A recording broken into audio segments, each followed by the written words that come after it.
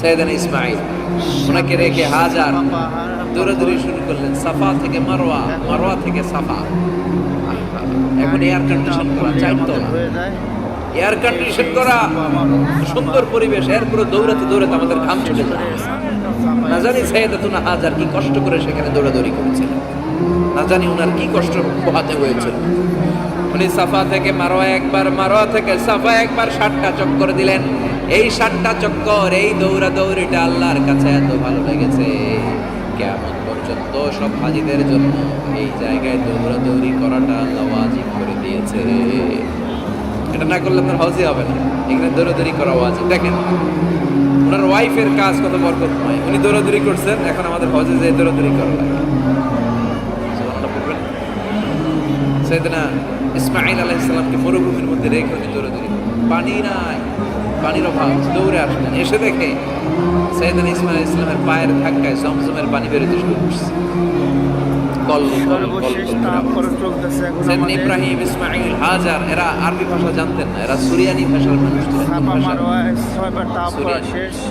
পানি দেখে হাজার খুব অবাক, কিরে এত সুন্দর পানি, এই পানি তো মরুভূমির বালিতে লেগে সব শুকিয়ে যাবে।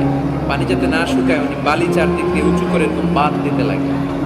বাঁধ দিচ্ছেন আর ওনার সুরিয়ানি ভাষায় বলতে লাগলেন ঝাম ঝাম, মানে হচ্ছে থাম থাম, ঝাম মানে স্টপ, থাম থাম, কেফ, আরে পানি চলে যাস না, চলে গেলে তো পানি ব্যবহার করতে পারবো না। ঝাম ঝাম ঝাম ঝাম, ওনার পরিচিত এই ঝাম ঝাম শব্দ দুইটা আল্লাহর এত ভালো লাগলো, কিয়ামত পর্যন্ত এই কুয়ার নাম আল্লাহ ঝামঝামের কুয়া বানাবেন।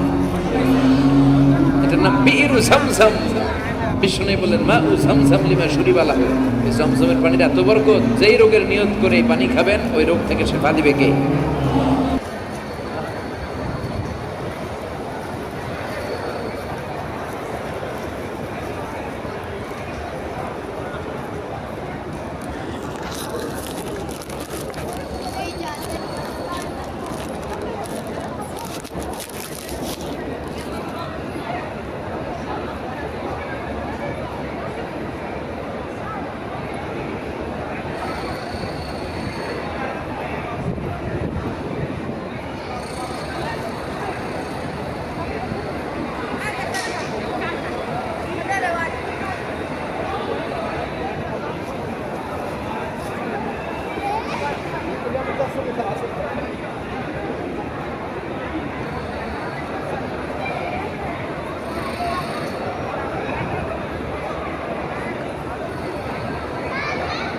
मामा पानी खा जाए